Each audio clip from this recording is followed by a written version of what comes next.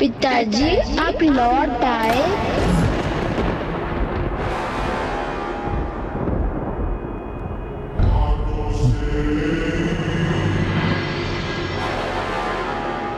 कौन है?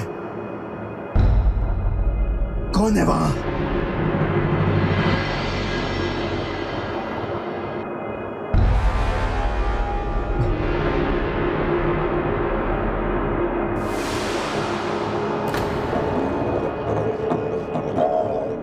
ये रक्त क्यों बार बार आ जाता है मेरे हाथ पर? कैसे मुक्त होऊंगा मैं? असुरराज, आप बहुत थक गए होंगे, भूख प्यास भी बहुत लगी होगी। ये लीजिए, जल ग्रहण कीजिए। तो मुझे जल दो।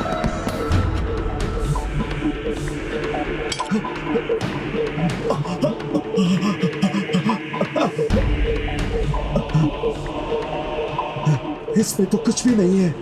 मुझे प्यास लग रही है। जल चाहिए सुंदरी, जल चाहिए मुझे सुंदरी। पिताजी, आपको जल चाहिए ना, तो वो मैं आपके लिए ले आता हूँ। विशंक, मेरा पुत्र विशंक। पिताजी, आपकी प्यास बुझाने हेतु मैं जल ले आता हूँ। इंद्रशत्रु, कहाँ हो तुम पुत्र? रुकिए ज्येष्ठ, मैं जल ले आता हूँ। आज ज्येष्ठ, हमने आपके सभी ब्रह्मांडों में लाकर हम जल्दी ले आएंगे। सभी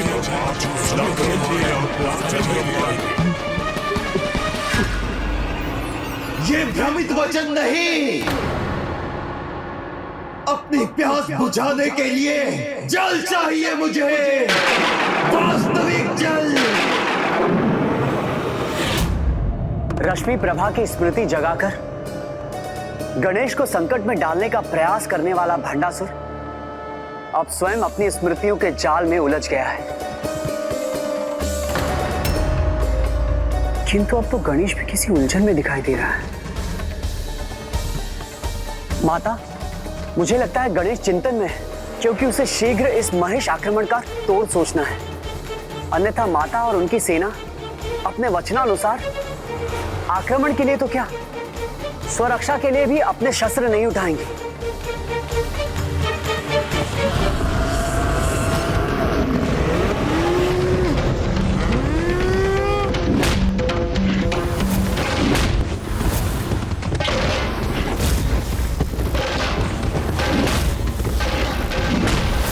माताएं इस प्रकार कब तक अपनी रक्षा कर सकेंगी?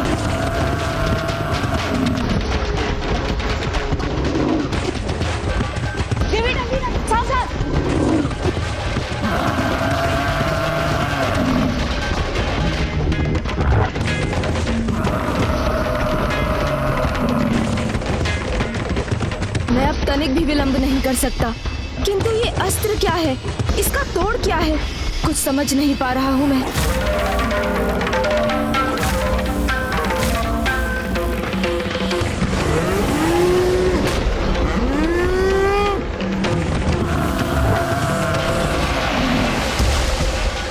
माता, मुझे आशीष दीजिए कि मेरी बुद्धि शीघ्र कुछ समाधान सोचने में सफल हो सके।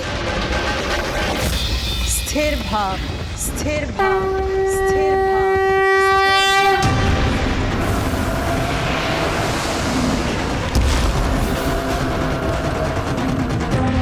जिस प्रकार सागर की गहराई में उतरकर रत्न प्राप्त होते, उसी प्रकार किसी भी समस्या का हल ढूंढने के लिए स्थिर रहकर बुद्धि की गहराई में उतरना आवश्यक है।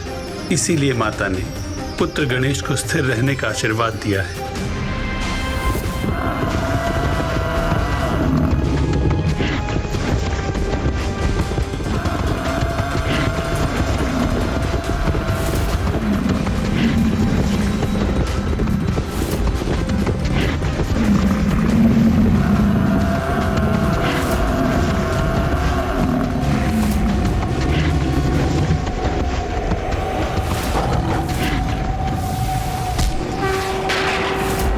माता, काम, क्रोध, लोभ, मोह, मद और माया के प्रभाव से प्रभावित व्यक्ति की जब बुद्धि भ्रष्ट हो जाए और वो एक हिंसक पशु के समान व्यवहार करने लगे तो वो आकार और प्रकार दोनों से महेश ही हो जाता है।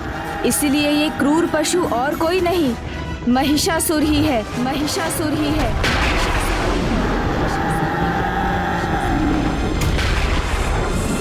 जिसका अंत स्वयं पाप विनाशिनी सिंह वाहिनी, अपने भीतर 9 देवियों का रूप समाहित रखने वाली आदि स्वरूपा, अपने घंटे के नाद से ही शत्रु को मूर्छित करने वाली और अपने दर्शन मात्र से मोक्ष के द्वार खोलने वाली, अनेक सिद्धियों की दात्री, 10 भुजाओं में अस्त्र शस्त्र धारण करने वाली माता दुर्गा के रौद्र रूप से ही संभव है, माता दुर्गा के रौद्र रूप से ही संभव है।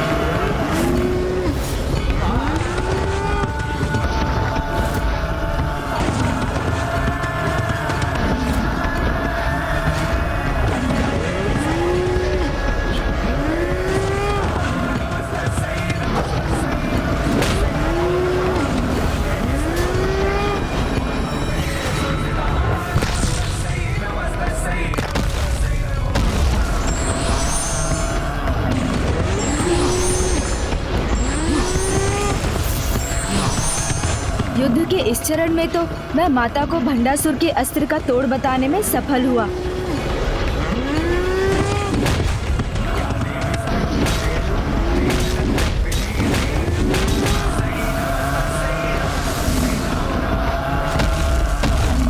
मेरा ये महेश आक्रमण व्यर्थ कैसे हो सकता है? नहीं भंडासुर, तुम असफल कदापि नहीं हो सकते।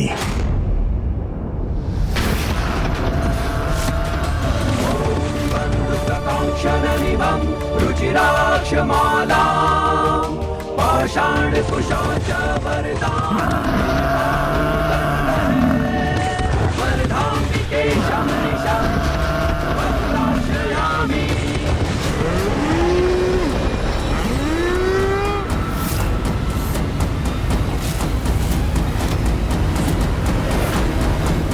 ये महिषासुर जितनी बार भी धराशायी होंगे उतनी ही बार दुगनी शक्ति से पुनः उठ खड़े होंगे।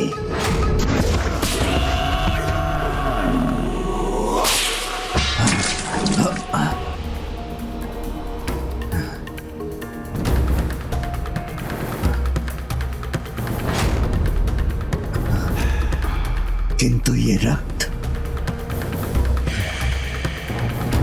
किसने गिराया?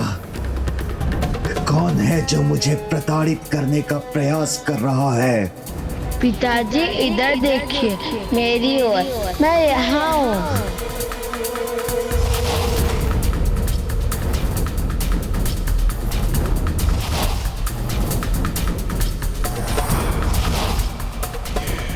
पिताजी, आपके पुत्र आपकी सेवा में हैं यहाँ। नहीं, मिटा दूंगा मैं इस रक्त को और इन सभी मिथ्या स्वरों को।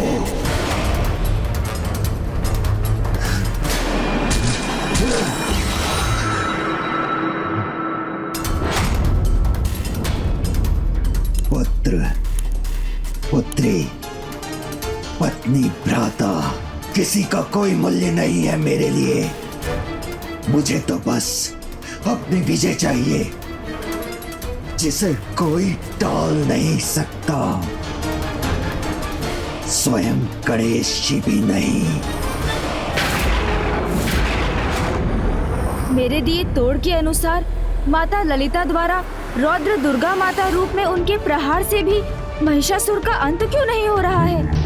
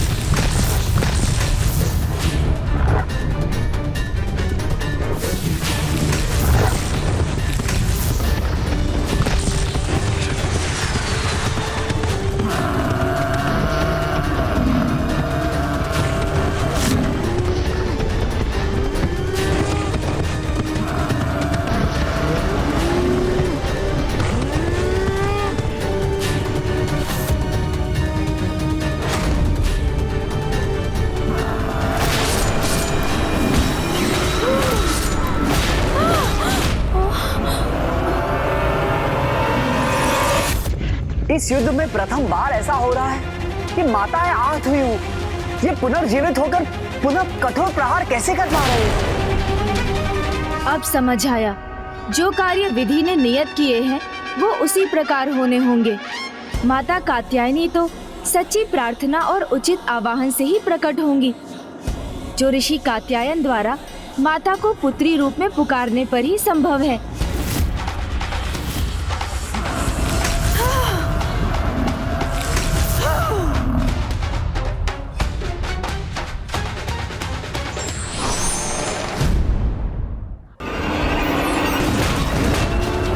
ये गणेश अचानक युद्ध भूमि से कहां चला गया?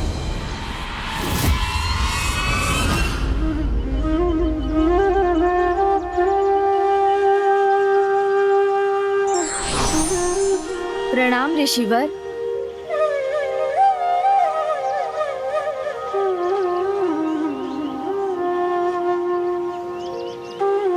प्रणाम गौरी नंदन गणेश, आप यहाँ? हाँ ऋषिवर, मैं एक अनुरोध लेकर आया हूँ। आपका अनुरोध मेरे लिए आदेश के समान है, बताइए। आपको पुनः उनका आवाहन करना होगा। किनका प्रभु? उन्हीं का जिनकी आप उपासना कर रहे थे, आपकी पुत्री माता कात्यायनी का।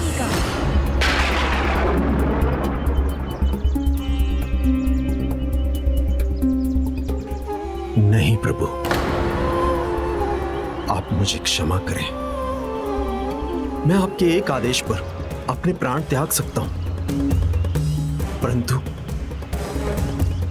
उन्हें फिर से अपनी पुत्री के रूप में नहीं प्रभु, ये मुझे स्वीकार नहीं। आपको तो सब ज्ञात है गजानन, उन्हें कितनी परीक्षाओं का सामना करना पड़ा था, कैलाश का त्याग करना पड़ा था, यहां तक कि अपने पति और अपनी संतान का वियोग भी सहना पड़ा था। मेरी पुत्री बनने के बाद भी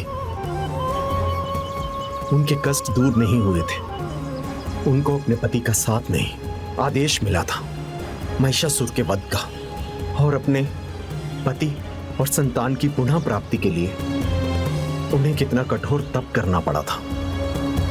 यहां तक कि स्वयं महादेव ने भी अपनी जटाओं में वास करने वाली गंगा में बहने के लिए उन्हें विवश कर दिया था। नहीं, कदापि नहीं। ये ऋषि आपके एक आदेश पर अपने प्राण त्याग सकता है, किंतु ये पिता अपनी पुत्री को उस अपार कष्ट में कदापि नहीं देख सकता। क्षमा करें मुझे प्रभु। ऋषिवर, ये सृष्टि के लिए अत्यंत महत्वपूर्ण है। प्रभु, आपका आगमन ही इस कार्य की महत्वता को दिखाता है, लेकिन अपनी पुत्री के सुख के आगे सब महत्वहीन है, इसलिए मुझे आप क्षमा करें। किंतु ऋषि कात्यायन के आवाहन के बिना माता कात्यायनी प्रकट नहीं होंगी, और ऐसा हुआ तो सभी का संकट बनने वाले इस महिषासुर का वध असंभव हो जाएगा।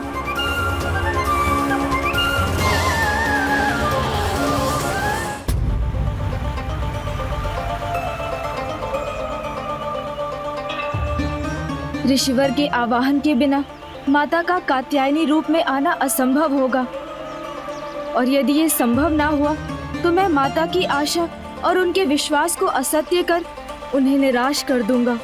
मैं ऐसा कोई कार्य क्यों करूं जिससे माता को पुनः कष्ट हो? ऋषि कात्यायन,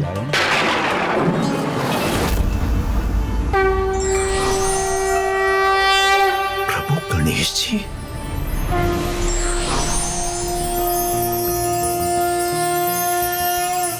ऋषि कात्यायन, आप एक महान ऋषि होकर भी सांसारिक मोह माया में उलझकर धर्म की रक्षा की अपने धर्म से विमुख क्यों हो रहे हैं? ध्यान रहे, तब जो भी हुआ वो नियति थी।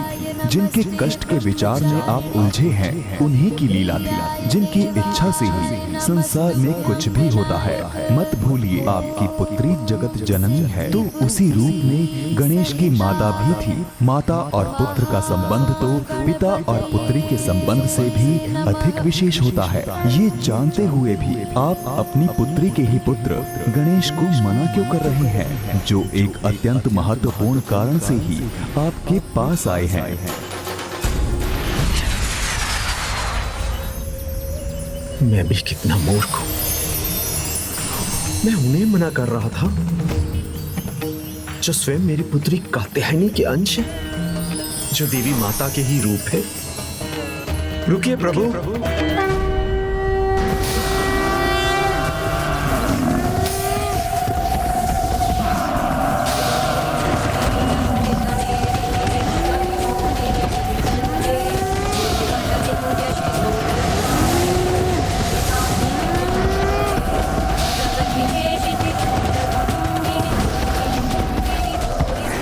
हे मां, आप तो दयालु हैं।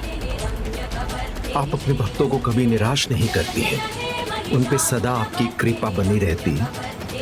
आज संसार में फिर से विपदा के इन क्षणों में ये भक्त आपको पुकार रहा है मां। अपने इस भक्त पर कृपा कीजिए मां, विलंब से ही सही मां, किंतु मुझे अपनी भूल का आभास हो गया। मैं गजानन के अनुरोध को भी समझ नहीं सका, इसलिए मुझे क्षमा करें मां। और एक बार पुनः अपनी ममता से मेरी झोली भर दो मां। एक बार पुनः मेरी पुत्री कात्यायनी के रूप में प्रकट हो जाइए मां। अब समय आ गया है माता कात्यायनी के आगमन का और भंडासुर की योजना के असफल होने का। भक्ति के देवता गणेश जी को एक बार फिर उलझा दिया मैंने। कोई समाधान नहीं ढूंढ सके, इसलिए युद्ध भूमि का त्याग ही कर दिया उन्होंने। अर्थात अब मेरी विजय निश्चित है।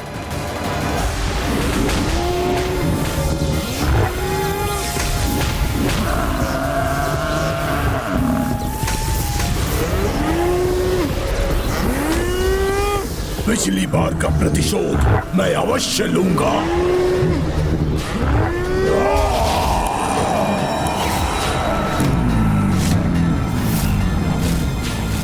महिषासुर सबका ही पहले भी था और आज भी है। तो सुन, ये यश किसी से भी नहीं डरता, वो भी है तुच्छ स्त्री से कभी भी नहीं। भूल रही है तो तुच्छ नारी महिषासुर न तब थमा था और ना ही आज थमेगा।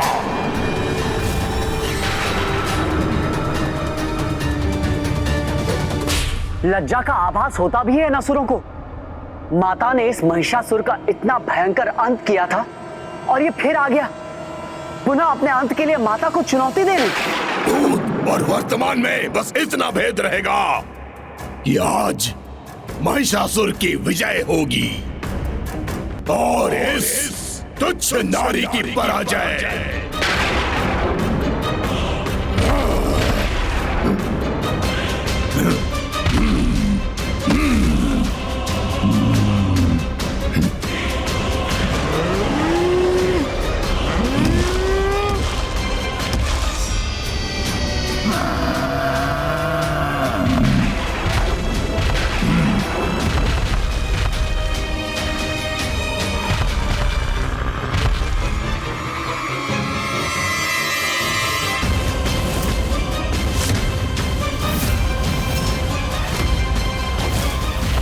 इस बार मेरी सेना का नहीं, तुम्हारी सेना का संहार होगा।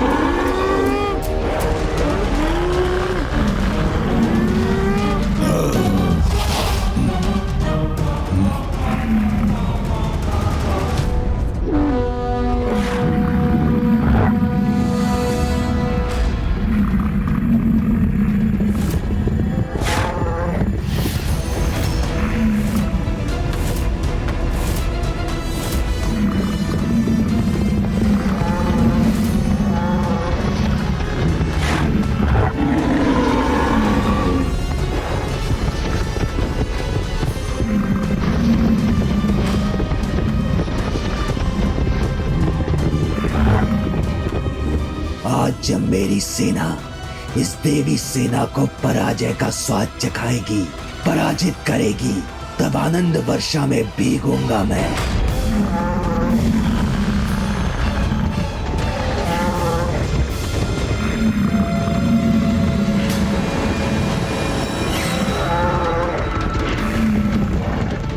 सभी माताओं को इस प्रकार इस महिष आक्रमण के संकट में छोड़कर गणेश कहां चला गया? महिषासुर का अंत ऋषि कात्यायन द्वारा देवी कात्यायनी के आवाहन से आरंभ हुआ था, इसलिए गणेश अवश्य ऋषिवर के ही पास गया होगा। तब तो शीघ्र उसे ऋषिवर के साथ यहाँ लौटना चाहिए।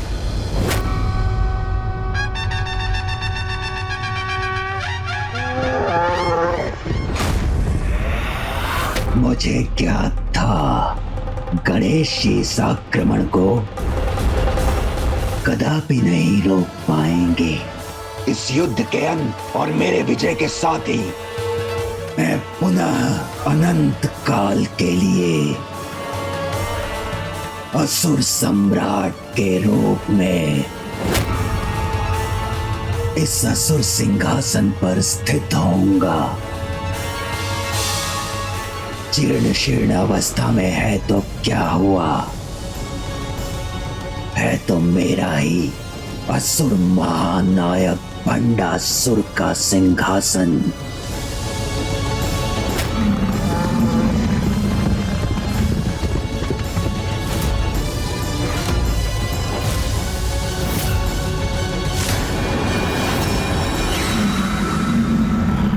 मेरे महिषों से पूर्ण रूप से घिर चुकी है ये देवियां।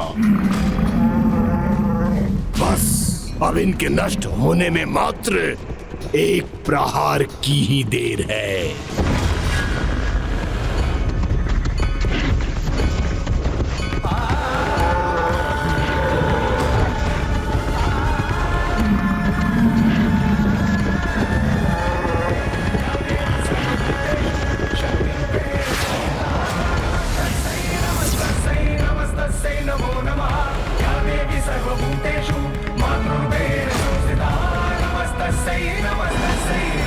ये देवी तनिक भी चिंतित क्यों नहीं है?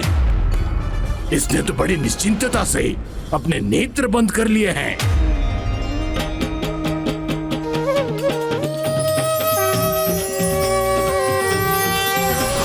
शक्ति रूप महिषासुरमर्दिनी हेमा कात्यायनी। माता कात्यायनी का आगमन हो गया।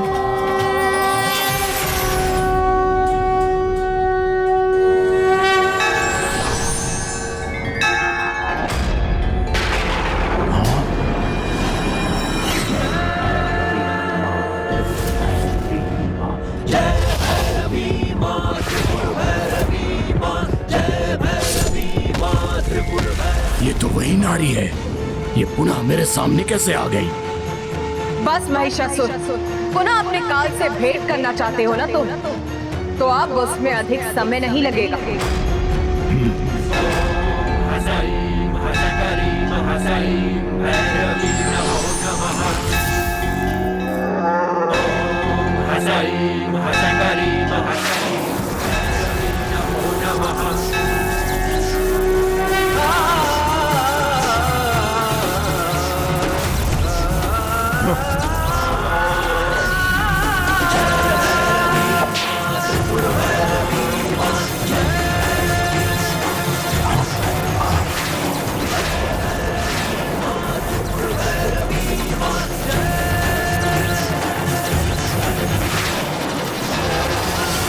ये एक बार पुनः मेरी सेना का संहार करे, उससे पहले ही मुझे इसका अंत करना होगा।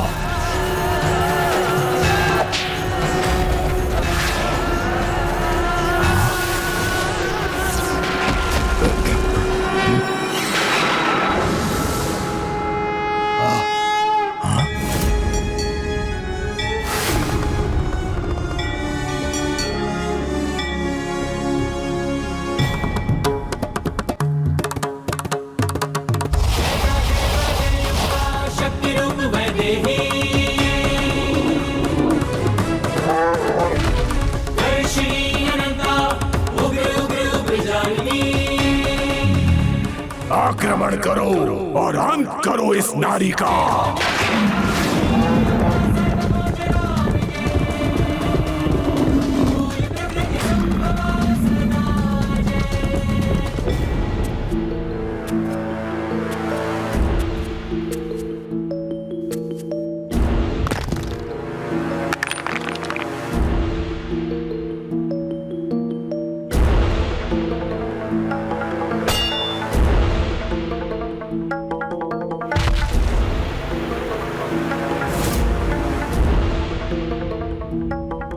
आज एक बार फिर अपने सिंहासन पर स्थापित होकर अपार सुख का अनुभव कर रहा हूं मैं।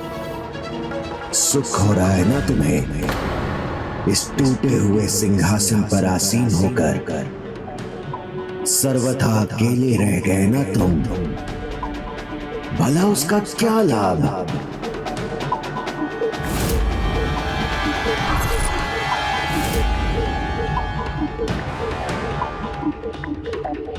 देखो इधर, मेरे हाथ में 105 ब्रह्मांडों की माला है। तुम्हारे हाथ में क्या है? कुछ भी तो नहीं। जो विजय पाप, धर्म और ग्लानि के भाव जगाए, उस निरर्थक विजय में पराजय का आभास नहीं होगा तुम्हें। तुम्हारी महिमा, महानता, समृद्धि, साम्राज्य सब मिट चुका है और कोई शेष नहीं रहा तुम्हारे पास। नहीं, ये मिथ्या कथन है तुम्हारा, क्योंकि मेरे हाथों में ये महानतम आसुरी अस्त्र है। मैं अकेला नहीं हूं, हम भंडासुर के साथ है। 6 श्रेष्ठतम विकार। सामर्थ्यवान के लिए कुछ भी असंभव नहीं।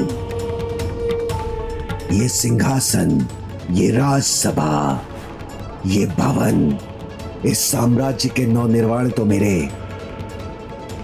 बाएं हाथ का काम है।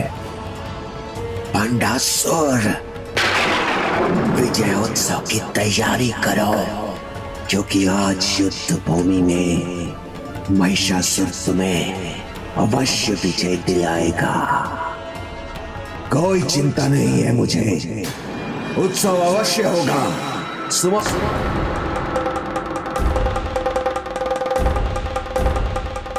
किसी की आवश्यकता नहीं है मुझे, मैं स्वयं उसके लिए भोजन की व्यवस्था करूंगा।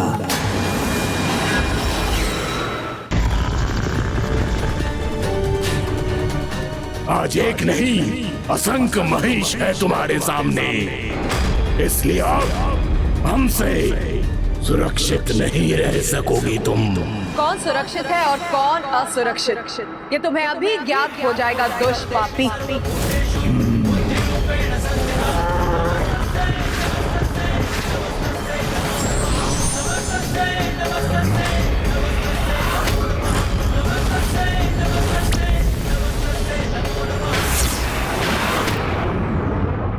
कहीं इसके धनुष बाण पुनः मेरे लिए संकट न उत्पन्न कर दे।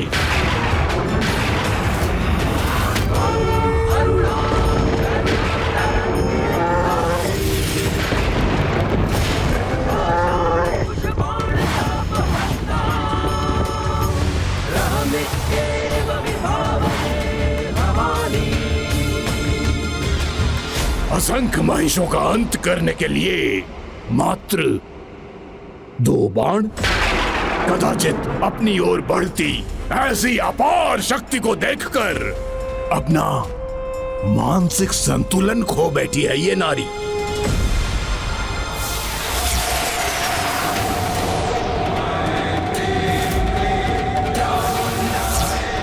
ये क्या, इसका एक बाण अनेकों बाणों में परिवर्तित हो गया और ये सभी मेरी महिष सेना की दिशा में जा रही है।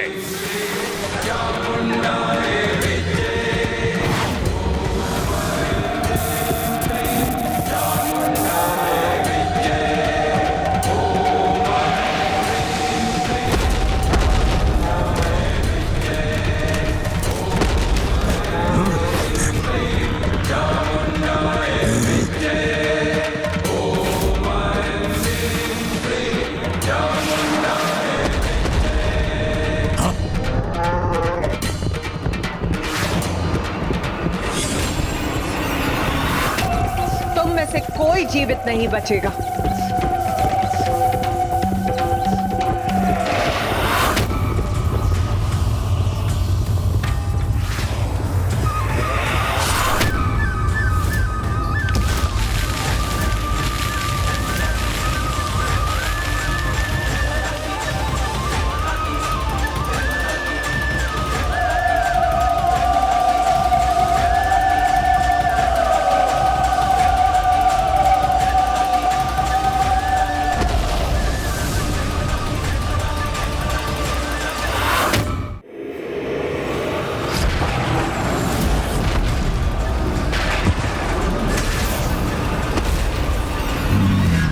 नहीं, मैं अपने विनाश के इतिहास को कदापि नहीं दोहराने दूंगा।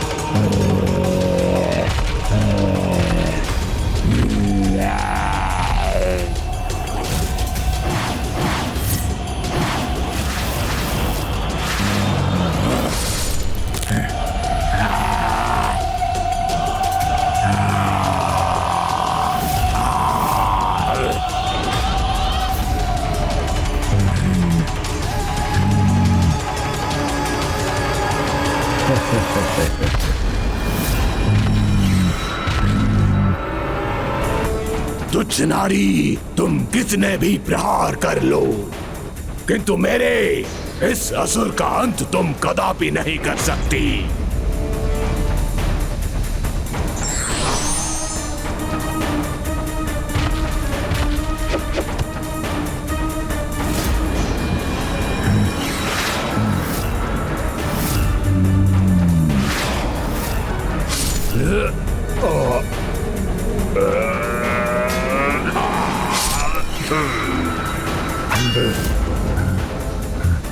तुम्हारे किसी भी अस्त्र शस्त्र का कोई भी प्रभाव नहीं होगा मुझ पर।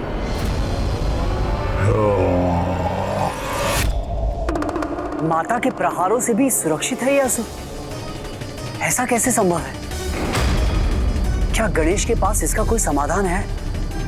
अब माता के विंध्याचल पर्वत में वास करने वाली, सिंह की सवारी करने वाली माता विंध्यवासिनी के रूप में प्रकट होने का समय आ गया है।